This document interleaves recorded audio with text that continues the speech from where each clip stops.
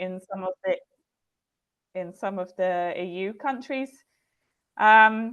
Just a bit of a disclaimer for this presentation. Of course, since my work is not focused on Central Asia, I have to apologize in advance if any of the points that I'm making don't seem so relevant for the region.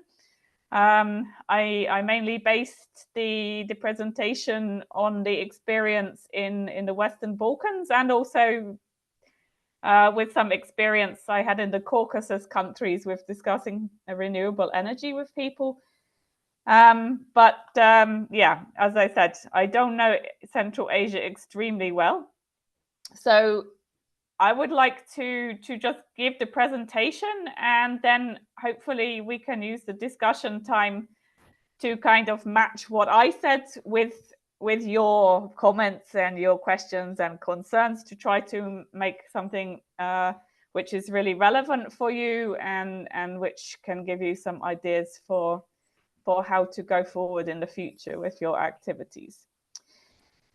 So the basic idea is to take a look at renewable energy in quite some detail, and to try to look at some of the myths which people are claiming about renewable energy, and to kind of take a more nuanced look at how can we ensure that renewable energy takes place in a way which is not harmful for the environment. Because I think many people tend to either kind of be too uncritical towards renewable energy, or they tend to be much too critical. And here I would like to show that the situation is quite complex, and we cannot just be kind of black or white about it. We need to really look into the details of different technologies, different locations, and so on. So it's not really like an easy black or white situation, but we have to try to make it happen in the best way possible. So we can go to the next slide. So first of all, to go over a little bit, what is renewable energy? I mean, it might seem obvious, but actually there are some controversial aspects. Today, when we talk about renewable energy, I mean, most people are thinking of solar and wind, because those are the fastest growing sources of renewable energy globally. And definitely they will be also a focus of my presentation, because those really are the sources which are growing very fast, and which are expected to make up really the majority of the electricity supply in the future. However, if we look at the definition coming from the EU in its Renewable Energy Directive, we can see that there's a lot more different sources mentioned. And those include also geothermal energy, which can be used for electricity, but mostly for heating. Something called osmotic energy, which is really a kind of new and rather experimental thing, which is related to using the difference between the saltiness of the sea and the river water. And this is something I will not talk about really at all in this presentation, because it's really experimental and it's really not so relevant for the Central Asian countries.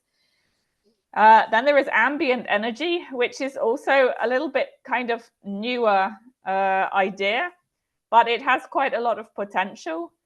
What it means is that you use this kind of heat energy, which is naturally occurring in the environment, or in things like sewage water, for example, which have some heat in them, and they might be just a little bit more heat than the surrounding environment. But this is enough to, with a little bit of power input, this is enough to turn into actually enough heat to power a home, for example. So this is usually used in connection with something called a heat pump. I'm not sure how much these have spread already in Central Asia, but they are starting to become very popular in Europe, because they are they are working a bit like a refrigerator or an air conditioning unit. It's the same type of technology where you have a heat exchanger, and the difference is mainly in the level of efficiency. Heat pumps are extremely efficient, and so they only need a very little bit of electricity input, and then they can use the energy either from the ground, if they are inbuilt with a pipeline network under the ground, or from the surrounding air. So this is, I mean, there could be a whole lecture about heat pumps themselves. They are kind of magic almost, you know, this basic technology, like a refrigerator or an air conditioner, has existed for a long time. It's just that this is now a new level of using it to heat homes, and it can be used individually in each individual home, or it can be used in a with larger heat pumps to power district heating systems. So this is a very exciting development. But it's also something which is more it's getting more advanced in Europe, but I mean, for example, in the Western Balkans, it hardly started to be used at all. Then you have tidal and other ocean energy, which again is not so relevant for Central Asia. This is using the difference between the high tide and the low tide, but it's not so widespread. So I won't talk much about that either. Then we have hydropower, which of course is very widespread and a rather old technology already. But we will have to talk about it a lot because of its strong environmental impacts. Then we have biomass, which covers actually a lot of different things. It's not only wood, but it's also covering biofuels as well, which they used to be usually made from things like from crops, actually, like corn or oilseed rape. And there was a kind of big plan to use these to power cars instead of fossil oil. But this is also not really working because you need so much land for those crops that it's rather a bad idea. It's competing with actually food supply.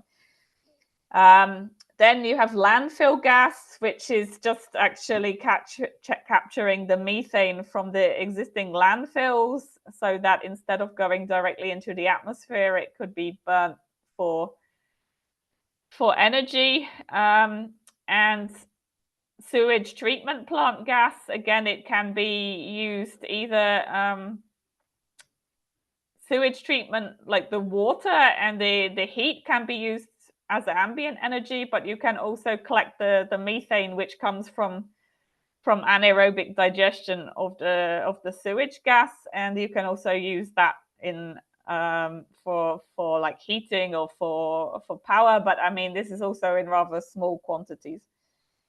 And biogas is again a kind of form of biomass. Usually it's made from crop residues or animal residues, or in some cases it's actual crops are used, like especially they are grown to make biogas. So there's a lot of things to be explored, and I don't have very much time to do it. So I'm happy to get questions afterwards, but I've included some details on the presentation, which I maybe won't have actually time to really explain. So they might also help. But just to note before I go to the next slide that what is really important is that renewable energy, in the end, it needs to actually power the electricity system and heat and transport. This is what we in Bankwatch and many other organizations are aiming for. At the moment, the biggest progress was in the electricity sector, but really, if we are going to minimize the effects of climate chaos and get ourselves away from using fossil fuels, we really need to increase the use of technologies like heat pumps or like electric vehicles and public transport, just so that we can have mostly running on electric and not on fossil fuels like oil. So this is something where I would say, if we look at the EU, the electricity sector is doing quite well. The heat sector is kind of more at the beginning, but it's starting to advance, and the transport sector is again also starting, but it's not as getting as far as it should be. So understandably, for Central Asia, the initial focus will be on electricity, but also we should think about the future, that really also heat and transport needs to be run also on renewable energy. And the whole story with industry is another story, because some industry can run just on electricity, but some of it can't. And then there is a whole debate on how to do that, whether to use hydrogen and so on. But I mean, this is a topic that I have some things to say about, but I'm not sure I will have time to cover in the presentation. So we will see. Just one note also, that waste, some industries and some politicians like to claim that burning waste is a kind of renewable energy. But in the legislation, and I think also in a common sense, biodegradable wastes like kitchen waste or animal excrement or whatever, this is biodegradable. This is something that can be reproduced. So this could be used for making biogas, or I mean, burning it doesn't make much sense, but okay, if you want to. And it's renewable because you can always produce more of it. But if we are talking about plastic and stuff like that, I mean, this is not renewable energy, no matter what anybody tries to say. I mean, plastic is made of oil. That is just like burning fossil fuels in a very inefficient way, mixed with a whole load of other stuff. So I just want to underline that very clearly at the beginning, because we have a lot of problems with people kind of trying to claim that burning waste is some kind of green energy, and it really isn't. It's bad for the health. It's mostly based on fossil fuels, and it also prevents growth of recycling and reuse as well. So we are really strongly opposing that. Okay, let's go to the next one. I also want to say a little bit about why renewable energy, because obviously a lot of countries have been using fossil fuels for very long, and it's not clear to everybody, is it wise to leave this behind? We do strongly believe that we need to. The immediate, really urgent issue is climate chaos, which we are seeing increasingly in all our countries, I believe. And I think it's impossible to reverse what has already happened, but it's possible to limit how much worse it gets. And so this is the most urgent reason to switch to 100% renewable energy. But there are also a lot of other benefits. Burning fossil fuels is really bad for the health and for the air.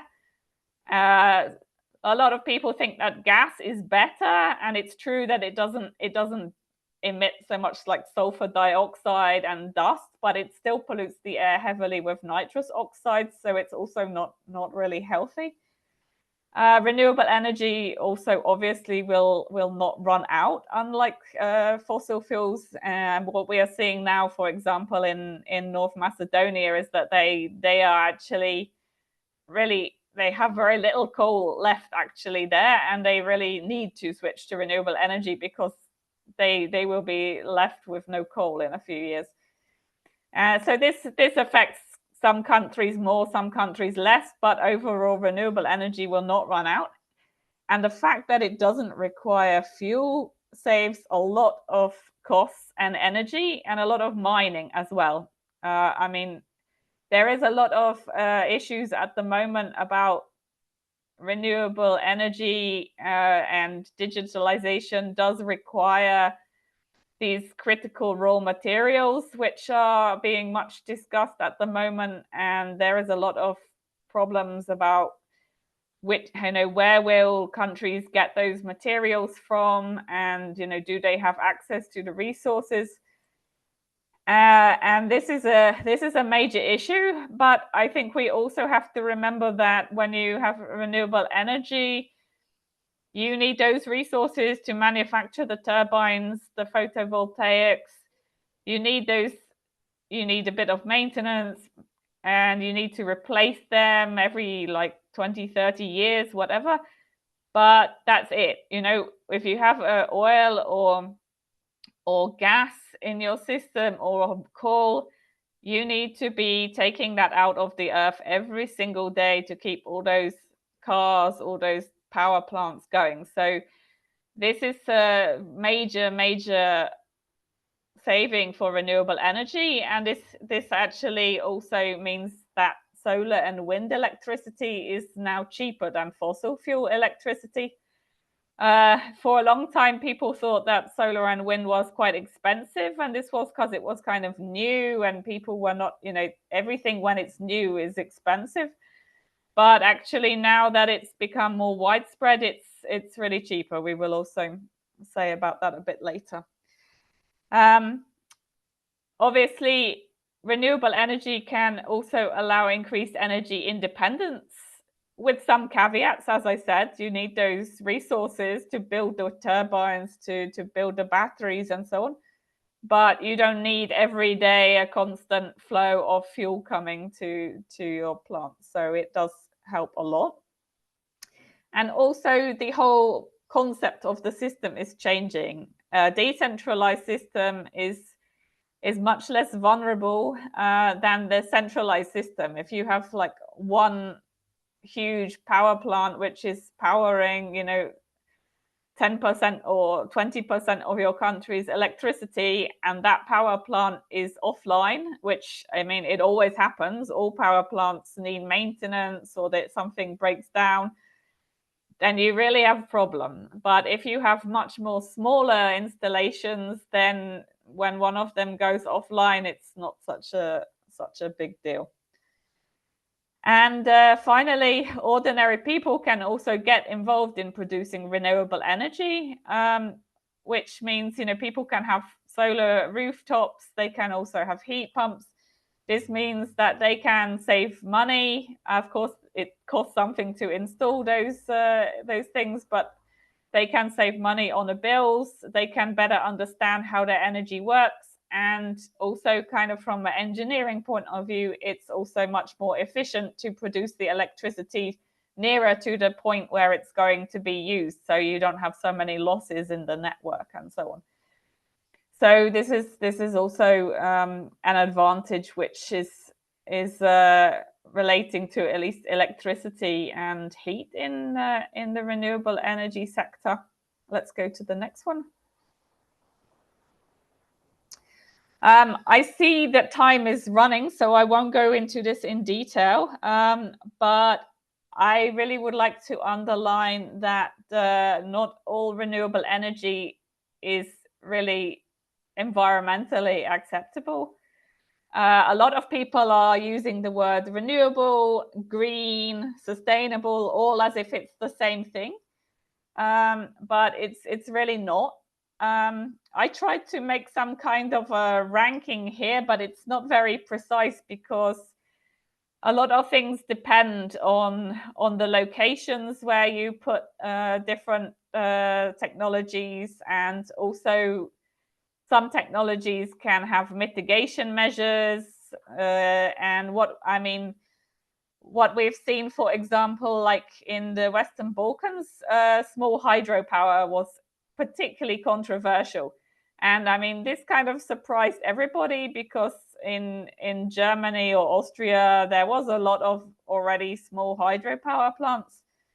And some of them were controversial, but many of them were not. But what we found in this region, because the environmental rules are not as strong and they are not enforced, then even a very, very small hydropower plant was, causing really huge damage, like totally unnecessary amount of damage. And at the same time, a lot of them were being built. So it wasn't just one or two, it was hundreds. And so then you end up with a situation that some people are even like opposing small hydro plants more than large hydro plants, because with the small ones, you don't really get hardly any electricity. You can build hundreds of them and they still only make up like 1 or 2% of the electricity supply. Whereas a larger hydro plant, at least you get some kind of bigger chunk of energy from it. However, I mean, hydropower, if you build it from the beginning, it always has a massive impact on the river systems. So we are, in the Western Balkans, there is a lot of existing large hydropower plants from the 60s, 70s, 80s. That's all fine. They make a useful contribution, but we are generally quite skeptical about adding new ones, especially because we see that the climate change is really having a strong impact on them, and they're not so reliable as they used to be. Like sometimes they are just, like Albania had to, at some point a couple of years ago, they had to just like stop producing any electricity from the state-owned hydropower plants because there was just not enough water. So, and this was a country which is like 99% relying on hydropower. So this is really a serious problem, which I think most of the politicians didn't really get yet. And another really major problem is that forest biomass is really often, I mean, in the EU, it's legally defined as a renewable energy. I think globally it's understood to be a renewable energy, but many people are very critical of this fact because actually when you burn trees, they do emit carbon just like coal or gas. And the idea was always that this is okay because when you plant a new tree, it will grow and it will suck up all that carbon dioxide that was emitted. But the problem is now that the climate crisis is so urgent that we don't actually have time anymore to wait for those new trees to grow. We need to get that, stop pumping carbon dioxide and methane into the atmosphere like now, like yesterday. So from a climate point of view, this is really not acceptable anymore. And unfortunately, in the EU, there are some kind of light restrictions on using forest biomass, but they are really not strong enough because there are some countries like Sweden and Finland which have very strong forestry industry and a strong forestry lobby. And anytime that the EU would try to introduce stronger rules, they always manage to stop it. So this is a kind of, these are for us like the two kind of really biggest issues. But I mean, honestly, any energy source can have some kind of negative impacts if you put it in the wrong place. So this ranking is kind of more like relative. Can we go to the next one? But as I said, I would like to kind of bring some balance to this story. Renewables are not all good and they're not all bad. And what I've noticed when talking to some people who are very skeptical about solar and wind particularly, some of the arguments are for me really bizarre. And I think that really some of these arguments honestly are coming from people who work in the fossil fuel industry. They are used to fossil fuels. They feel comfortable with fossil fuels and they want to, and they make money, of course, from fossil fuels, and they want to actually make sure that solar and wind don't succeed. And so they come up with all kind of stories, and some of them are based on real concerns, but they can be overcome. And some of them are just, for me, a bit strange. But let's take a look at these in turn. So the biggest claim is that because solar and wind are not working all the time, that they will never be like a serious part of the energy supply. Like they are more like a salad on the side of the plate. They are not like the real meal, you know. But actually, I mean, what we can see is that this is not true because, first of all, solar and wind are complementary in themselves, because when there is less solar, it often happens that there is more wind, but okay, not always. But you don't have to fill the gaps with gas or even hydropower. Coal is anyway not very good for filling gaps because you cannot switch the plants on and off very quickly. Same with nuclear. It's really not, you cannot just like ramp it up or down very quickly. So coal and nuclear are really not good for balancing. Gas and hydropower can be used, but it's not really needed, because if you have a good transmission network, then it's really unnecessary to, you can trade the electricity around depending on where it's easily available and not. You can also use other storage technologies such as large batteries. And you can also, for some kind of devices, you can adjust the consumption. So like if you have an electric vehicle, you can, of course, you have to charge it when the battery gets empty if you need to use it now, but more often, you don't need to use it immediately. You might decide to charge it during the day in the summer when there is more solar available. You might do it in the night when there is more wind available. It just depends on how the system is set up. So you can also make some adjustments in demand. Of course, if you already have hydropower, then it's useful, but I mean, you don't need to build a whole load of new hydropower plants for that. And we would not advise it anyway because of what I said about the climate vulnerability. Just as an example of like what I think we will see much more in the future, in 2023, Denmark already had 56% of electricity from wind.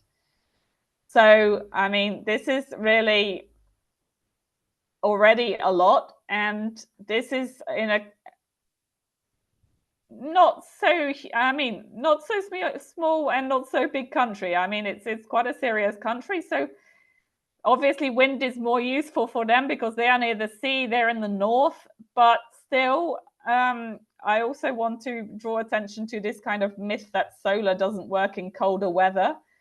There are also some claims about wind as well, that wind turbines can get frozen and everything.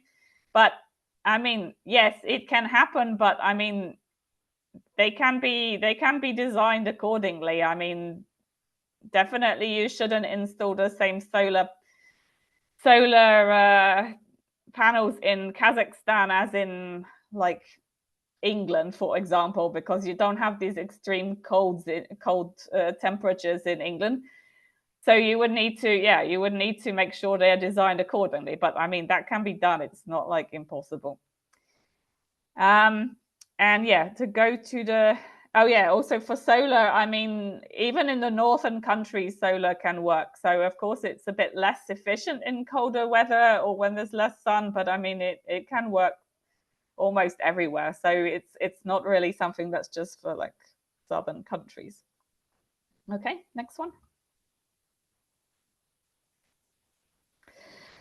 I also heard from people in the Caucasus I was speaking to about solar. Particularly, they were really concerned about waste from solar. Like, what's going to happen to all those solar panels when they are finished with, when they don't work anymore? And I mean, yeah, that's okay. It's true. And it would be definitely better to make sure that, first of all, that there are design standards, that you cannot just use some very cheap and bad quality solar panels and wind turbines, and also that those materials should be recyclable. But I also have a feeling that this argument is started by the fossil fuel industry, because I mean, if you have ever seen a coal ash dump or a nuclear waste is a huge problem. So it's a little bit strange for me to sort of focus so much on waste from solar, because yes, we should deal with it for sure, but it's not like it's unique that only solar has waste. So I would be kind of taking this argument somewhat seriously, but I think it should also be put in context. And similar with the solar, I mean, a lot of people are kind of mentioning a lot how it needs water to wash the panels, as if this is some kind of like key argument against solar. Again, yes, it does. And if you're thinking to put solar in the middle of a desert, I mean, you need to think about this. It's a real issue. But it's also like not the end of the world. It just needs to be part of the project to make sure that there is enough water in this location, and that this will be not competing with other people for using the water. But in principle, this is not a reason to reject solar, because still solar uses way less water than most of the other energy forms, like cooling thermal power plants, or even for hydropower, a lot of water is lost just from evaporation from reservoirs. I also heard people concerned that hail can break solar panels, and for some countries that's a concern where they have a lot of hail. And yeah, that's true, it could, but again, this is something that has to be taken into account in the design standards. You should make sure that in your country these kind of problems are considered when the legislation is made, like what kind of quality of solar panels are really allowed. So I think all of these are like, these are some kind of issues that are fine to think about, but they are not like some key argument of why we shouldn't use solar. They are just things that you need to take into account in the design. So I think often people are criticizing wind and solar without considering, like, well, actually the existing system is actually much worse on most of these issues. Next one.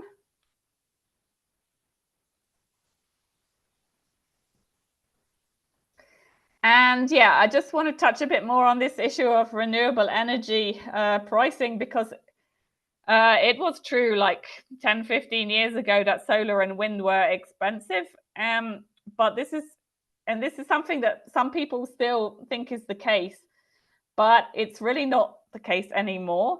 And actually now, if you install new solar and wind plants, this is actually cheaper than installing new fossil fuel plants, and it's even cheaper than running the existing fossil fuel plants, just because there's no low wind fuel costs.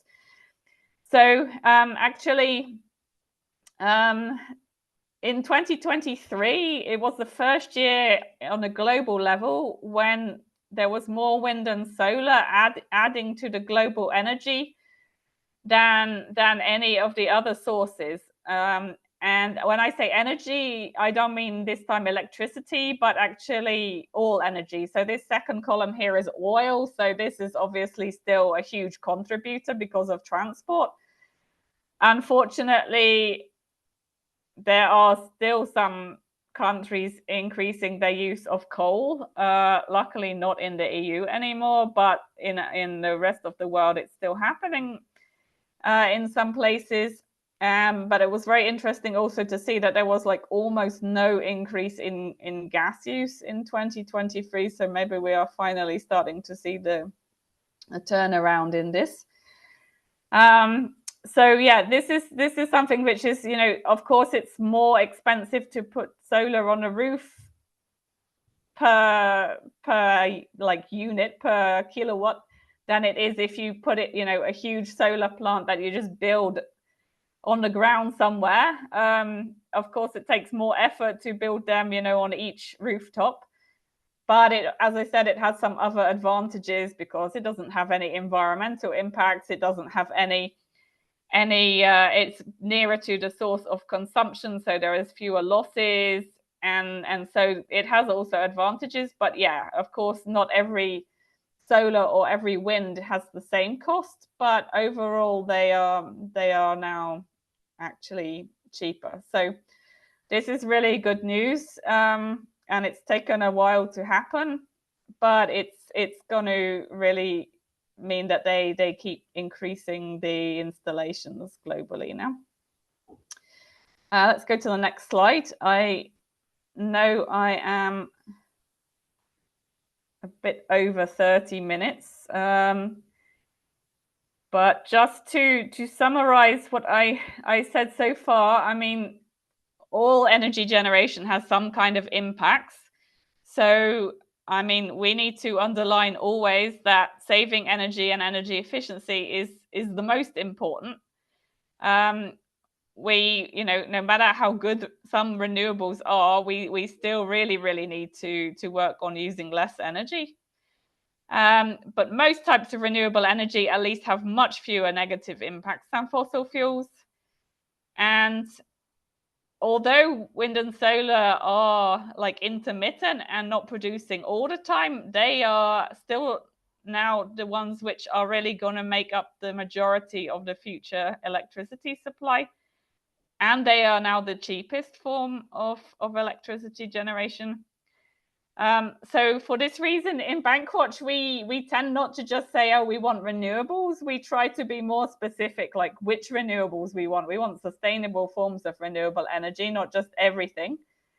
And as I said before, I mean, everything can have an impact. So, I mean, what we are now having some problems in the Western Balkans that solar farms, for example, are being built and they are making much more impact than they need to. Like when the construction takes place, they are like really like digging away all the topsoil and exposing the rock and then building these things and making a complete mess, like way worse than they need to.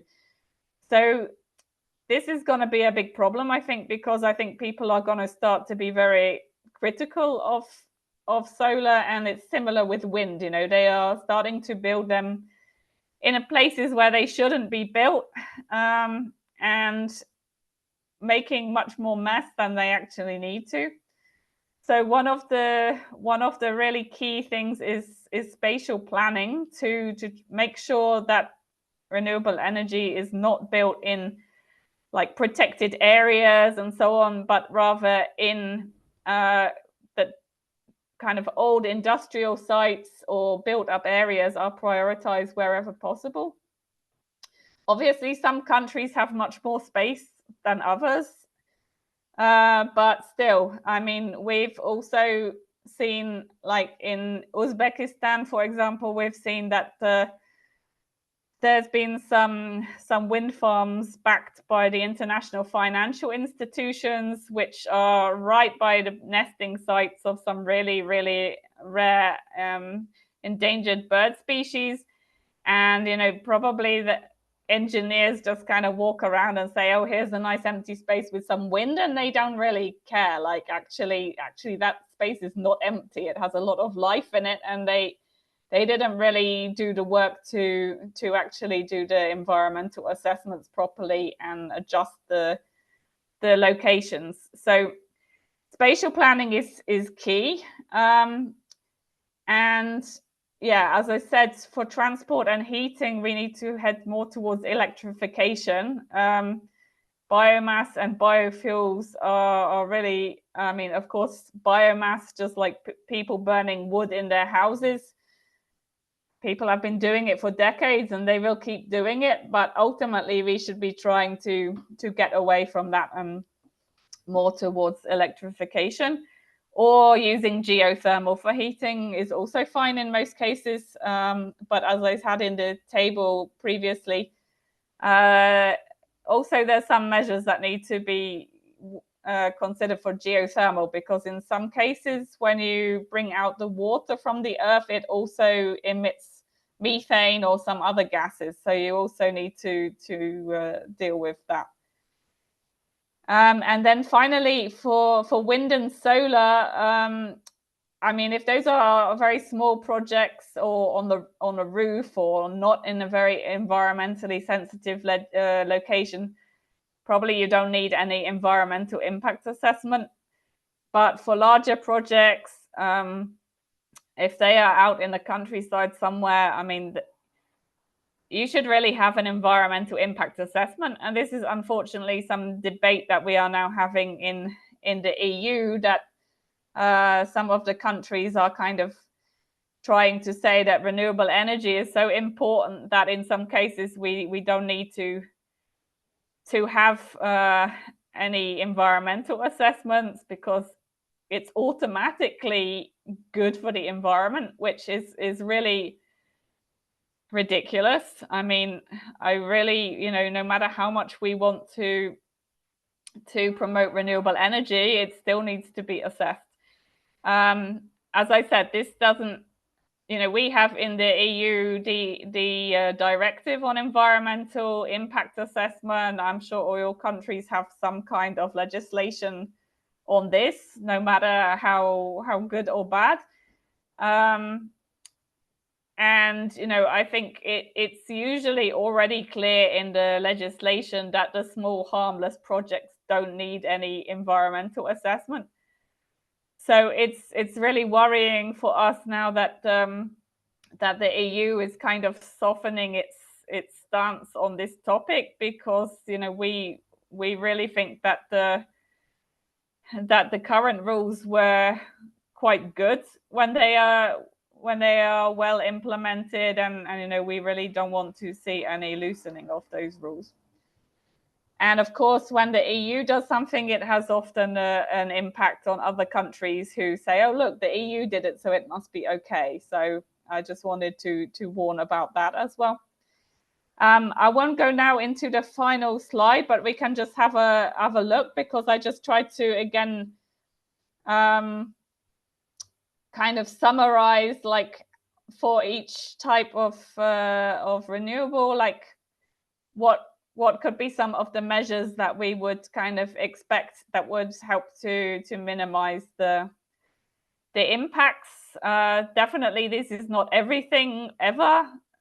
For sure, we can always refine this list and make it more precise, but just to give some kind of ideas.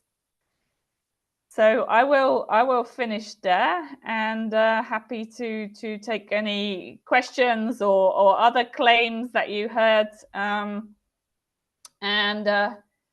yeah, any suggestions you have. Thank you so much. Dear participants, we are now starting our Q&A session. Please, if you have any questions, write them in the chat, or you can unmute and address the question to our speaker.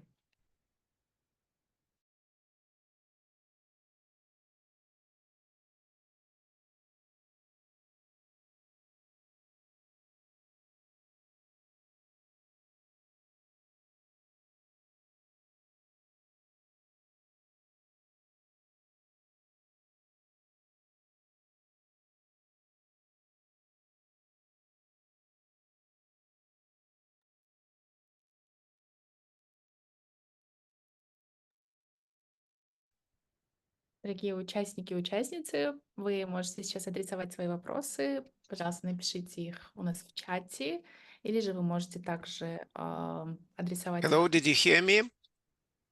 No, we didn't. Теперь я не слышу. Дмитрий, мы слышим только сейчас вас. Можно, да? Да-да-да.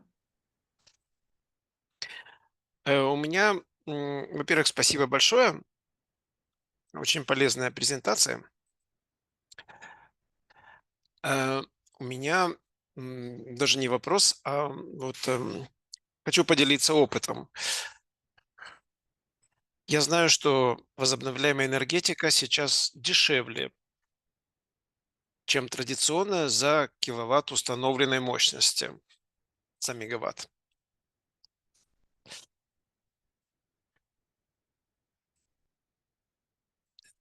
Но сторонники, например, ядерной энергетики или ископаемой, они справедливо говорят, но из-за непостоянности возобновляемых источников их надо строить в 4, 5, 7, 10 раз больше, чтобы был запас. Здесь есть солнце, тут нет солнца. И да, плюс системы накопления энергии. Вот хотелось бы иметь реальные фактические данные, сколько на самом деле надо резервировать возобновляемых источников больше по сравнению с традиционной энергетикой, чтобы сравняться с нею по постоянно производимой энергии.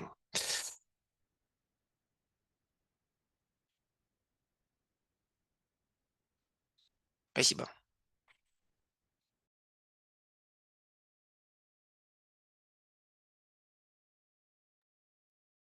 So, Pipa, yeah. If you can give a quick summary of the question, because I don't have a translation. Yeah, I was also typing you in parallel. Okay. So thank you very much. It was useful presentation. I just, not more of a question, but I wanted to share my experience. I know that the renewable energy is cheaper, and as you mentioned as well, but supporters of the nuclear energy and the fossil fuels energy, they say that we need to build the renewable energy like stations for like up to 7 times larger, bigger, in order to respond fully to the capacity of the current like fossil fuel or other energy stations. But can you share what is the real and exact data? Like, you know, can you support or not support, but basically, can you what kind of answer can you give to those supporters? Yeah, I mean, there is something true in this story because there is a difference between the concept of like megawatts of installed capacity and the actual like megawatt hours or gigawatt hours that a certain plant is producing. So yeah, there is some truth that like 100 megawatts of solar is definitely not the same as 100 megawatts of gas or 100 megawatts of nuclear. It's all different. And so indeed, when we plan the system and the installations, we need to plan about the production and not about the install capacity. And definitely for solar, if you look at the difference between the installed capacity and the actual like production, indeed it's less, like, let's say, efficient than like nuclear or like coal, or, well, with the coal it depends. If you have an old coal plant, it's the same, but if you have a new coal plant, okay, it's a bit like solar is less efficient. Wind is a little bit more efficient in this sense, but it's I mean, in both the technologies there are some improvements, and people are constantly, trying to find ways to make each technology more and more efficient between the installed units and the production. So in a way, this is true. I mean, I don't know. I wouldn't say the exact. I don't know. 4 or 5 times larger seems like a lot. Maybe it's 3 times. I don't know the exact number. I have to say, it is true that we need to look at the production figures and not at the installed capacity figures.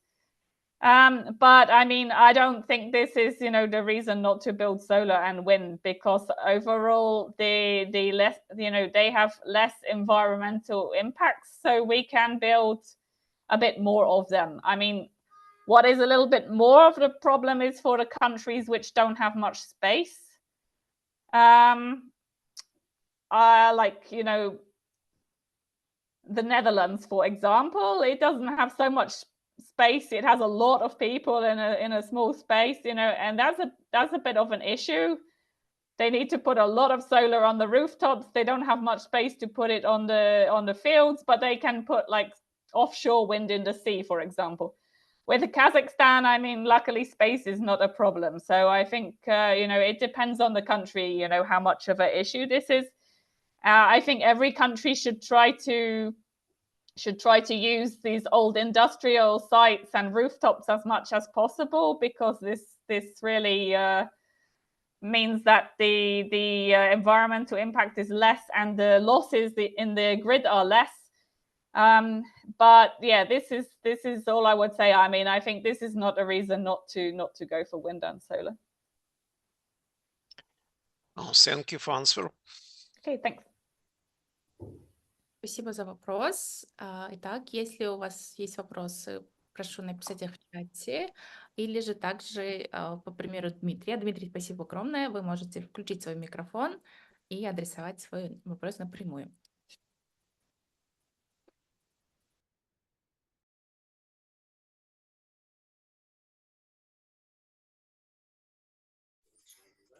Добрый день, дорогие участники. Можно вопрос еще для Пипы? Дело в том, что у нас в Казахстане очень часто противники ЕВИ говорят о неэкологичности, например, солнечных панелей с точки зрения их переработки. Может ли Пипа поделиться, как сейчас стоит в Европе вопрос с переработкой солнечных панелей? Есть ли специализированные предприятия?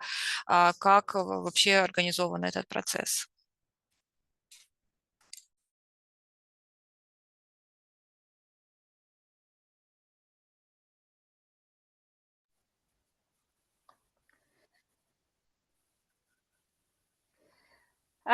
So yeah, I can only give a bit general answer. Sorry, I found the translation button in the meantime. I can only give a bit general answer because in the EU, actually, I mean, solar and wind in some of the countries, it has been developing for a few decades, but I mean, in most of the countries, it's quite new. So actually, we don't have like such a problem with the waste yet. It will come, but it's not really there like right now, because we don't have. If you have like a wind plant, usually it can last around 30 years, or a solar plants, if they don't get broken by something specific, they can also last like, I think, 20 to 30 years. So we are not really in this phase yet where we have like a huge piles of waste or something from them. But indeed, I mean, there are companies that do recycling, and the legislation in the EU dealing with this issue is just like part of a wider legislation. Like, we don't have like a specific directive like which details what you must do with solar and wind waste. It's like part of the wider legislation on like electronic waste and other waste. So I think this will be maybe a bit more of an issue in the coming years, but it hasn't really kind of got there yet to the maximum level. There are some discussions, because in these in some of the technologies, they use some kind of technologies which are not easy to recycle because of the way that the materials are joined together.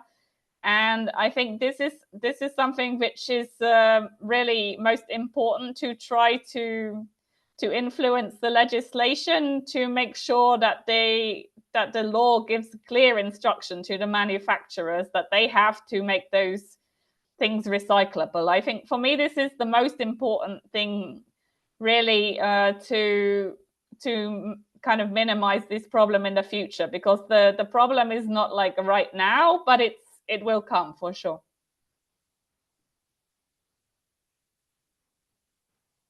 Thank you. Спасибо большое. Спасибо. Do we have another question? If not, then also probably we will wrap up because we are a bit out of time. Okay. So Pippa, thank you so much for amazing presentation, and I made sure, and I will make sure that I will also share the presentation both on Russian and English with the participants and with those who registered but couldn't attend our today's session. Thank you so much for everyone else who stayed until the end, and I hope you're gonna have a nice weekend ahead of you. And please check your emails because I will be sending also the recording of today's meeting.